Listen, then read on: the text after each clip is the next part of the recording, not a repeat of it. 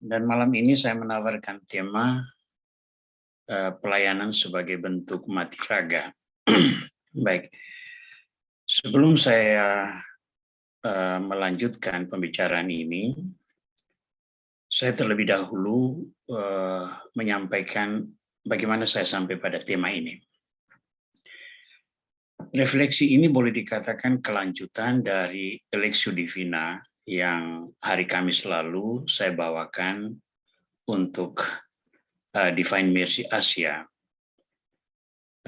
Sehingga bacaan malam ini saya masih ambil dari bacaan yang sama, dan itu adalah bacaan yang kita dengarkan hari Minggu yang lalu dalam perayaan Ekaristi. Lectio Divina yang saya bawakan hari Kamis lalu itu untuk saya sendiri juga merupakan sebuah penemuan pengalaman iman yang boleh dibilang mendalam. Maka saya men-sharingkan kelanjutan dari pendalaman iman tersebut untuk grup doa ini dengan harapan agar setiap orang lanjut merenung firman Tuhan untuk menemukan nilai-nilai atau mutiara-mutiara iman yang bisa ditemukan di dalam penghayatan hidup setiap hari. Nah, perkenankan saya untuk share screen sehingga Bapak-Bapak dan Ibu-Ibu juga bisa mengikuti seluruh proses yang akan saya sampaikan. Baik, pembicaraan kita hanya akan kita dalami dengan baik kalau kita mulai dengan bertolak dari definisi tentang mati raga. Ya. Untuk berbicara tentang mati raga, saya mulai dengan mengutip kalimat ini. Barang siapa ingin mengikuti aku, ia harus menyangkal diri dan memikul salibnya setiap hari dan mengikuti aku. Dan ini adalah ajaran Kristus yang kita temukan dalam Injil Matius bab 16 ayat 24. Dan itu semacam menjadi sebuah standar bagi para murid sekalian kalau berhadapan dengan kewajiban iman. Karena sebagai orang Kristiani, menjalankan kewajiban iman itu adalah sebuah keharusan, bukan sebuah pilihan bebas. Karena itu, kita mengikuti apa yang dikatakan Yesus. Yesus sendiri memikul salib, dan ia menghendaki agar para murid itu juga memikul salib. Dan salah satu wujud memikul salib itu kita sebut sebagai mati raga. Nah, apa itu mati raga sebetulnya? Mati raga adalah suatu usaha olah hidup rohani dalam bentuk penyangkalan diri untuk mendekatkan diri kepada Tuhan. Mati raga itu wujudnya adalah yang paling populer itu adalah puasa dan pantang. Ya, puasa dan pantang, dan laku tapa yang lain yang khusus dan membahasakan satu perjuangan yang menuntut korban diri. Dengan kata lain, tidak ada mati raga tanpa korban diri. Nah, tapa laku yang lain itu misalnya apa? Misalnya orang melakukan mati raganya dengan cara melakukan ibadat jalan salib secara khusus di luar dari misalnya masa puasa, ketika orang melakukan ibadat jalan salib sebagai devosi umum. Bagi orang yang pernah berziarah ke Fatima misalnya di Portugal, mungkin pernah menemukan bahwa di sana seringkali kita menemukan orang-orang yang melakukan mati raga dengan berdoa sambil berlutut, mungkin sejauh 1 kilometer dari tempat dia berhenti hingga ke depan tempat di mana Bunda Maria menampakkan diri. Saya mendengar cerita dari teman saya waktu saya sendiri pernah ke sana, bahwa itu dilakukan oleh orang-orang yang kebanyakan menjadi anggota legiun asing, yang mungkin terlibat dalam peperangan di suatu tempat di belahan dunia yang lain. Dia mungkin membunuh orang, melakukan pelanggaran hak asasi manusia, dan sebagainya. Lalu dia sebagai tanda tobat dia, dan dia berharap agar Tuhan mengampuni dia melakukan dengan cara bermati raga. Cara bermati raga adalah salah satunya dengan berdoa sambil berlutut atau berdoa sambil merayap tadi. Nah, mati raga ini merupakan praktek umum yang biasa kita lakukan, antara lain puasa dan pantang pada masa puasa. Tapi orang juga bisa melakukan puasa dan pantang di luar masa puasa. Itu berarti merupakan sebuah pilihan sendiri yang bisa ia lakukan dengan sebuah intensi dan tujuan khusus. Nah, di dalam doa kerahiman ilahi sendiri, kita menemukan ada anjuran atau dorongan untuk juga melakukan mati raga. Dalam doa yang selalu kita ucapkan itu, Bapa yang kekal, kupersembahkan kepadamu tubuh dan darah, jiwa dan kealahan Tuhan kami Yesus Kristus, sebagai pendamaian atas dosa-dosa kami dan dosa seluruh dunia.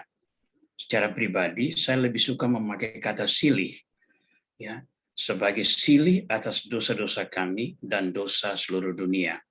Nah, silih ini bisa dilakukan dengan berbagai cara, tetapi yang dituntut adalah sebuah wujud korban diri. Nah, sekarang apa kaitan dengan bacaan yang saya anjurkan malam ini, yakni Matius bab 10 ayat 35 sampai 45.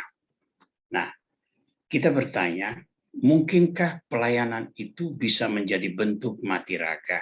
Ya, pelayanan itu saya bagi dalam dua bagian, yakni dalam wujud perkataan dan dalam wujud perbuatan. Perkataan berupa tutur kata yang baik, penghiburan, pertolongan, pengajaran, memberi motivasi, konseling, dan sebagainya. Itu adalah pelayanan dalam perkataan.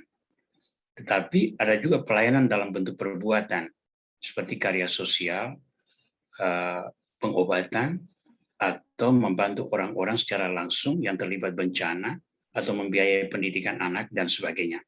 Itu adalah semua bentuk-bentuk pelayanan. Pertanyaan kita, mungkinkah pelayanan-pelayanan ini menjadi bentuk mati raga agar kita lebih dekat dengan Tuhan? Nah, untuk merefleksikan hal ini, kita mulai dengan membaca Injil Markus bab 10 ayat 35 sampai 45. Saya bacakan, nanti Anda semua bisa mengikuti dari screen atau dari Alkitab yang mungkin Anda pegang. Lalu Yakobus dan Yohanes, anak-anak Zebedeus, mendekati Yesus dan berkata kepadanya, Guru, kami harap supaya engkau kiranya mengabulkan suatu permintaan kami. Jawabnya kepada mereka, apa yang kamu kehendaki, aku perbuat bagimu. Lalu kata mereka, perkenankanlah kami duduk dalam kemuliaan-Mu kelak, yang seorang lagi di sebelah kananmu, dan yang seorang di sebelah kirimu. Tetapi kata Yesus kepada mereka, kamu tidak tahu apa yang kamu minta. Dapatkah kamu meminum cawan yang harus kuminum dan dibaptis dengan baptisan yang harus kuterima? Jawab mereka, kami dapat. Yesus berkata kepada mereka, memang kamu akan meminum cawan yang harus kuminum dan akan dibaptis dengan baptisan yang harus kuterima. Tetapi hal duduk di sebelah kananku atau di sebelah kiriku, aku tidak berhak memberikannya. Itu akan diberikan kepada orang-orang bagi siapa itu telah disediakan. Mendengar itu ke-10 murid yang lain menjadi marah kepada Yakobus dan Yohanes.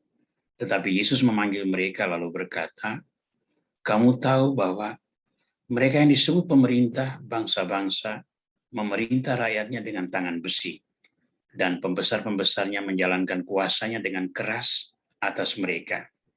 Tidaklah demikian di antara kamu. Barang siapa ingin menjadi besar di antara kamu, hendaklah ia menjadi pelayanmu. Dan barang siapa ingin menjadi yang terkemuka di antara kamu, hendaklah ia menjadi hamba untuk semuanya. Karena anak manusia juga datang bukan untuk dilayani, melainkan untuk melayani, dan untuk memberikan nyawanya menjadi tebusan bagi banyak orang. Nah, saudara-saudaraku yang saya kasihi, mari kita melihat sejenak pesan teks yang disampaikan oleh Injil bagi kita malam ini, untuk nanti menghantar kita ke dalam refleksi, kemudian apakah pelayanan itu bisa menjadi bentuk mati raga.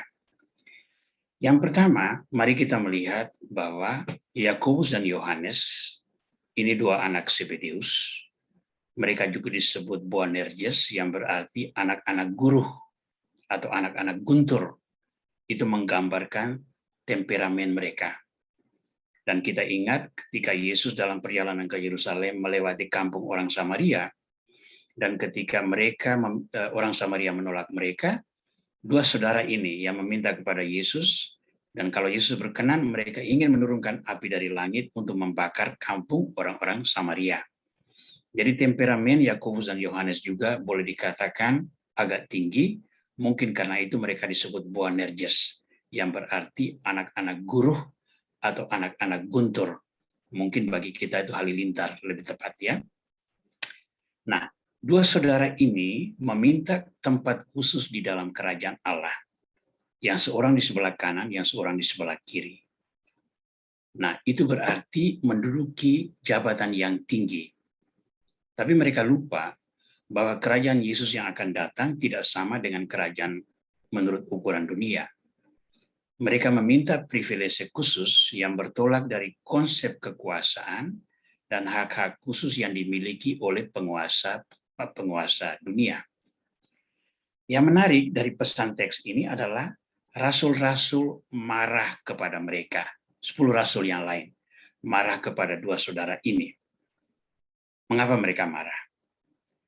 Bagi saya, mereka marah karena kecemburuan. Bukan karena mereka menilai dua saudara ini melangkahi batas-batas kesopanan di dalam kolegialitas atau persekutuan para rasul. Mengapa saya sebut mereka marah dari kecemburuan? Karena topik siapa yang terbesar dalam kerajaan Allah itu sudah berkali-kali menjadi bahan pertengkaran di antara para rasul. Bahkan Yesus sendiri pernah mengkritik mereka dengan membawa seorang anak dan menempatkan di tengah mereka dan berkata, barang siapa yang tidak menjadi seperti anak kecil ini, dia tidak layak untuk kerajaan Allah. Para rasul lain marah karena kecemburuan, karena kedua anak Zebedeus lebih dahulu memanfaatkan kesempatan untuk meminta kedudukan yang tinggi. Ya. Sehingga para rasul menilai, mengapa bukan kami yang meminta jabatan tersebut? Mengapa hanya dua anak Zebedeus? Jadi kemarahan mereka bukan sebuah tanda bahwa mereka murid yang benar, tetapi mereka tidak memiliki kesempatan untuk meminta jabatan serupa seperti yang dilakukan oleh dua anak Zebedeus. Pesan teks yang ketiga adalah Yesus tetap melihat ada harapan dalam diri Yakobus dan Yohanes. Dua anak ini, dua rasul ini, Yakobus dan Yohanes memang salah berpikir. Karena mereka berpikir tentang kerajaan Allah dalam ukuran duniawi. Tetapi bukan berarti itu adalah akhir dari segala-galanya. Karena mereka masih dapat diperbaiki melalui proses pemurnian diri. Maka Yesus menawarkan jalan pemurnian. Apa jalan pemurnian itu? Nomor 1, minum dari piala Yesus. 2, dibaptis dengan baptisan Yesus. Dan yang ketiga, menjadi pelayan dan hamba bagi semua. Ya. Yesus berkata kepada Yakobus dan Yohanes, kamu tidak tahu apa yang kamu minta. Dapatkah kamu minum dari piala yang aku minum dan dibaptis dengan baptisan yang aku terima? Kedua rasul itu berkata, kami dapat. Dan Yesus berkata, memang kamu akan minum dari piala yang aku minum dan dibaptis dengan baptisan yang akan kuterima. Tetapi hal duduk di sebelah kiri dan kanan itu ditetapkan oleh Allah bagi orang yang tempat itu disiapkan. Dan kita tahu yang kemudian dipilih untuk menjadi wakil Yesus itu bukan Yohanes, bukan Yakobus, tetapi Petrus. Petrus yang dipilih untuk menjadi pemimpin para rasul. Dialah yang dipercaya untuk memegang kunci kerajaan Allah. Dialah yang diberi tugas untuk menjadi gembala bagi semua domba. Maka Yesus menegaskan bahwa untuk menjadi seorang pelayan, orang menjadi seorang yang penting, seseorang harus lebih dahulu menjadi pelayan, dan untuk menjadi seorang pemimpin, dia harus lebih dahulu menjadi hamba bagi semua orang yang lain. Sekarang, mari bersama-sama kita melihat apa arti minum dari piala Yesus, apa arti dibaptisan dengan baptisan Yesus, dan apa arti menjadi pelayan dan hamba bagi semua. Yang pertama, minum dari piala Yesus. Saya untuk menjelaskan bagian ini, saya mengutip dari Markus bab 14 ayat 36. Ya Bapa, ya Aba, ya Bapa, tidak ada yang mustahil bagimu. Ambillah cawan ini daripadaku, tetapi janganlah apa yang aku kehendaki, melainkan apa yang engkau kehendaki. Nah, perhatikan kata cawan yang saya beri huruf merah. Ketika Yakobus dan Yohanes menyatakan persetujuan bahwa mereka sanggup meminum dari piala yang diminum oleh Yesus, mereka tidak paham seperti apa piala Yesus. Ternyata piala Yesus itu adalah salib ini. Ya Aba, ya Bapa, tidak ada yang mustahil bagimu. Ambillah cawan ini daripadaku. Cawan, kata yang sama dengan piala. Piala apa yang diminum oleh Yesus? Piala penderitaan, piala salib. Tetapi janganlah apa yang aku kehendaki, melainkan apa yang engkau kehendaki. Nah, kesanggupan minum dari piala Yesus yang dinyatakan oleh Yakobus dan Yohanes, itu berarti sesungguhnya kesanggupan untuk menderita bersama dengan Yesus. Kesanggupan untuk mereguk piala penderitaan. Kesanggupan untuk berkorban sehingga orang-orang berdosa dapat bertobat dari dosa-dosanya. Itu sesungguhnya makna minum dari piala Yesus. Sehingga saya percaya pada awalnya itu Yakobus dan Yohanes tidak memahami ini. Mereka mengatakan, oke, kami bisa minum dari pialamu. Yang mereka tidak tahu, piala ini memiliki makna yang dalam. Makna kedatangan Yesus ke dunia, yakni berkarya demi keselamatan banyak orang. Yang kedua, dibaptis dengan baptisan Yesus. Apa arti dibaptis dengan baptisan Yesus? Itu bukan pada saat Yesus dibaptis di Sungai Yordan oleh Yohanes Pembaptis, tidak. Baptisan Yesus itu ada di sini. Lukas 22 ayat 4 berkata demikian. Ia sangat ketakutan dan makin bersungguh-sungguh berdoa. Peluhnya menjadi seperti titik-titik darah yang bertetesan ke tanah. Lalu yang kedua, seorang dari antara prajurit itu menikam lambungnya dengan tombak dan segera mengalir keluar darah dan air. Yohanes bab 19 ayat 34. Perhatikan bagian yang diberi warna merah di sini. Titik-titik darah, lalu darah dan air. Inilah baptisan yang memeterai Yesus sebagai Tuhan dan Guru, sebagai penyelamat bagi semua orang. Karena oleh titik-titik darah itu, oleh darah dan air inilah dosa umat manusia dibasuh dan manusia kembali disucikan. Maka baptisan yang diterima oleh Yesus ini, yang disanggupi oleh Yakobus dan Yohanes, sesungguhnya adalah baptisan kemartiran. Rela menumpahkan darah, rela menyerahkan nyawa demi keselamatan banyak orang. Ini yang barangkali tidak dipahami oleh Yakobus dan Yohanes ketika mereka bertanya. Tapi inilah sesungguhnya hakikat baptisan yang ditentukan Yesus bagi para murid. Dan kita tahu 12 rasul itu semua berakhir dengan kemartiran. Yohanes memang tidak sampai mati dibunuh, tetapi dia juga menderita luar biasa ketika dibuang di Pulau Patmos untuk bekerja di tambang logam dan mengalami penampakan di sana yang melahirkan kitab Wahyu yang kita miliki sekarang. Jadi konsekuensi menjadi murid atau ingin duduk di tempat yang penting di dalam kerajaan Allah harus dibaptis dengan baptisan Yesus, konsep dasar baptisan Yesus itu adalah kemartiran, penderitaan. Jadi sekarang kita lihat, minum dari piala adalah piala penderitaan, dibaptis dengan baptisan Yesus adalah baptisan kemartiran.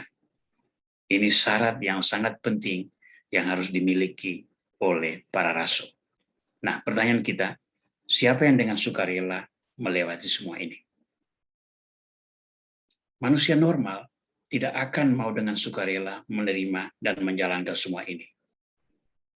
Harus seseorang yang memiliki motivasi dasar yang sangat dalam, keyakinan yang sungguh akan penyelenggaraan Tuhan, dan keyakinan yang sungguh bahwa jalan hidup yang dia pilih adalah kebenaran.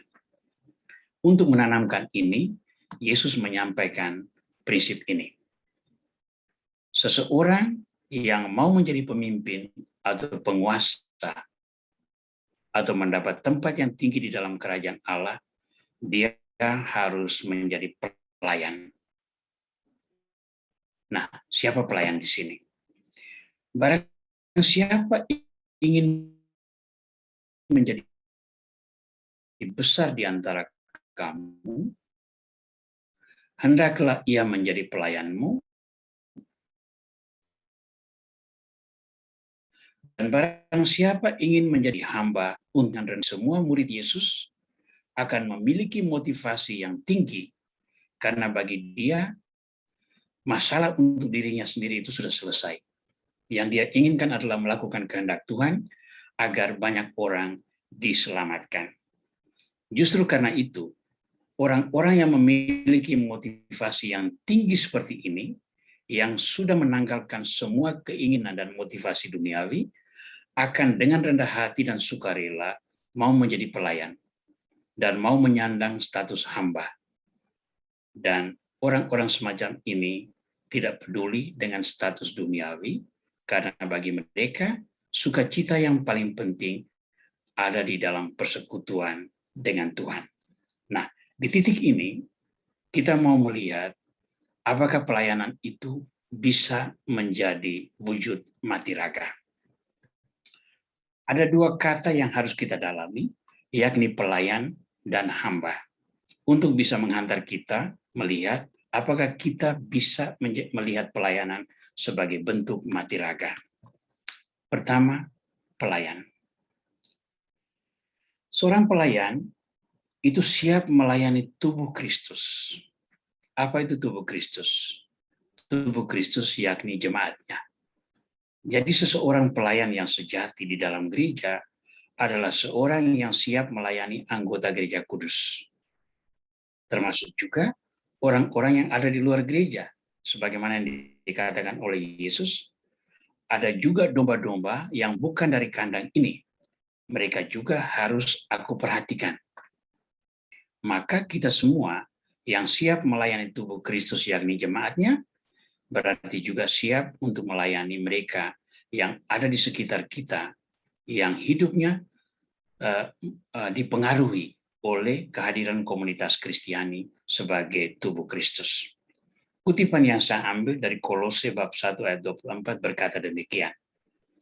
Sekarang aku bersuka cita bahwa aku boleh menderita karena kamu dan menggenapkan dalam dagingku apa yang kurang pada penderitaan Kristus untuk tubuhnya, yaitu jemaat.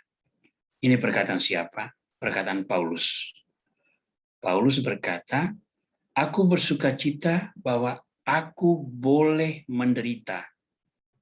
Mengapa ia merasa bersuka cita karena ia boleh menderita? Karena penderitaan itu merupakan wujud pelayanan bagi tubuh Kristus, yakni jemaatnya. Bagi Paulus, melayani umat Kristus adalah kegembiraan. Sehingga ia berkata, upahku ketika mewartakan Injil adalah mewartakan Injil tanpa upah. Ya, itu yang dia katakan. Upahnya adalah mewartakan Injil tanpa upah. Nah, Hidup tanpa upah berarti dia harus memenuhi kebutuhannya sendiri. Dia harus mewartakan Injil, dia harus membina jemaat, tapi di saat yang sama, ia harus juga memenuhi nafkahnya sehari-hari. Itu semua membuat dia mengalami penderitaan. Selain itu dia ditolak, dia dihakimi, dia bahkan diancam, dibunuh, dianiaya. Itu semua dia menderita demi nama Kristus. Sehingga Paulus berkata, bagiku kematian adalah sebuah keuntungan. Nah, di sini kita menemukan bahwa seorang pelayan sejati itu harus siap menderita. Dan penderitaan itu kalau dilakukan demi tubuh Kristus, maka sukacita seseorang menjadi penuh. Karena bagi dia, kebenaran sejati di dalam pelayanan itu terletak dalam diri Kristus. Yang kedua adalah menjadi hamba. Apa artinya menjadi hamba? Menjadi hamba berarti menjadi milik Kristus. Tetapi milik Kristus ini memiliki aspek yang baik yang menyenangkan maupun yang menuntut pengorbanan. Kita melihat dulu apa artinya menjadi milik Kristus yang membuat kita merasa damai dan gembira. Saya mengutip dari surat pertama Petrus bab 2 ayat 24. Ia sendiri telah memikul dosa kita di dalam tubuhnya di kayu salib, supaya kita yang telah mati terhadap dosa hidup untuk kebenaran. Oleh bilur-bilurnya kamu telah sembuh. Ini penderitaan Yesus loh ya. Supaya apa penderitaan Yesus? Supaya kita, perhatikan 3 kata itu, kita hidup dan sembuh. Kalau kita menjadi milik Yesus Kristus, berarti kita menikmati semua karunia yang mengalir dari salib Kristus. Apa yang mengalir dari salib Kristus? Mati terhadap dosa, hidup untuk kebenaran, dan sembuh dari luka-luka akibat dosa. Menjadi milik Kristus berarti kita ini hidup dan sembuh. Itu aspek yang membahagiakan. Tapi kalau menjadi milik Kristus berarti kita melakukan pekerjaan Kristus. Maka Kristus mengingatkan ini. Kami adalah hamba-hamba yang tidak berguna. Kami hanya melakukan apa yang harus kami lakukan. Pekerjaan kita yang besar itu sesungguhnya adalah pekerjaan Kristus. Kita hanya mengambil bagian di dalamnya. Karena kita ini hamba-hamba yang melaksanakan karya Kristus. Dengan akibat seluruh kemuliaan, seluruh kebesaran, seluruh sukacita yang agung, terkenal dan sebagainya, itu adalah milik Kristus. Kita hamba-hamba yang tidak berguna, yang harus rela bahwa kemuliaan itu bukan milik kita, tetapi milik Kristus yang mengutus kita. Nah, saudara-saudara sekalian, di sini saya ingin memberikan ilustrasi demikian. Seorang pembina rohani saya mengatakan begini, kalau kamu menjadi pembina rohani seseorang, siapkanlah dirimu bahwa suatu saat kamu tidak lagi dibutuhkan. Kalau kamu tidak lagi dibutuhkan, karena dia sudah menemukan pijakan rohaninya, berarti kamu berhasil. Karena kamu mengantar dia kepada Kristus. Dan selanjutnya, dia sendiri berhubungan dengan Kristus. Kamu tidak lagi diperlukan.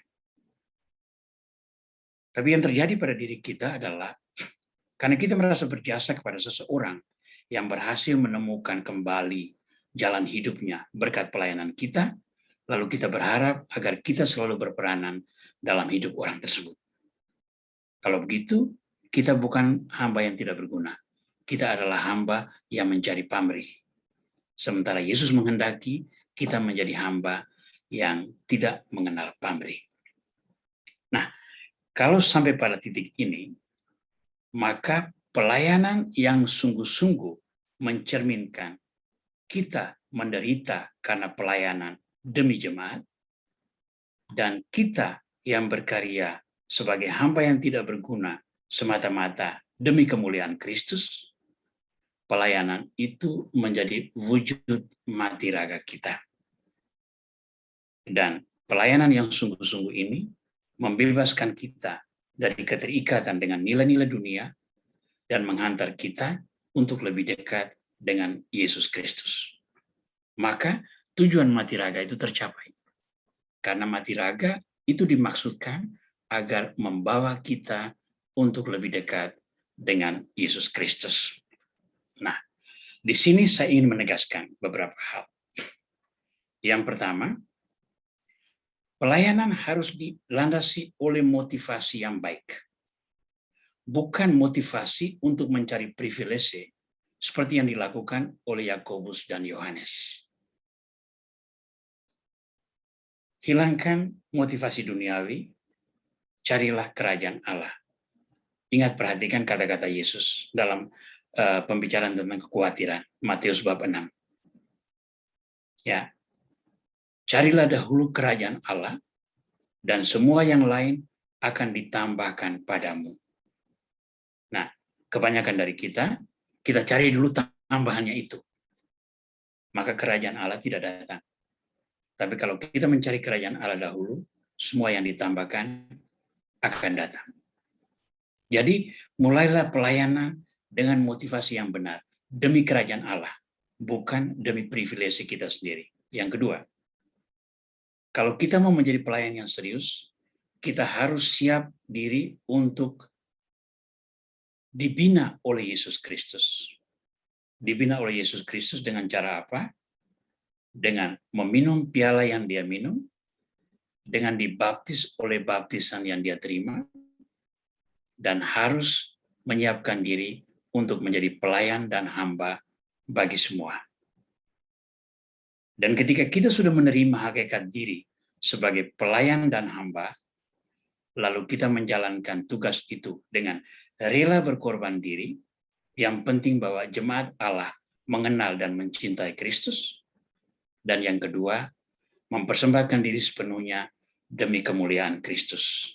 Kita hanya hamba yang tidak berguna. Dengan memotivasi diri, dengan berpedoman pada nilai-nilai ini, pelayanan kita sungguh-sungguh akan menjadi wujud mati raga yang menghantar kita untuk lebih dekat pada Yesus Kristus. Baik, saya mengucapkan terima kasih untuk semua perhatian.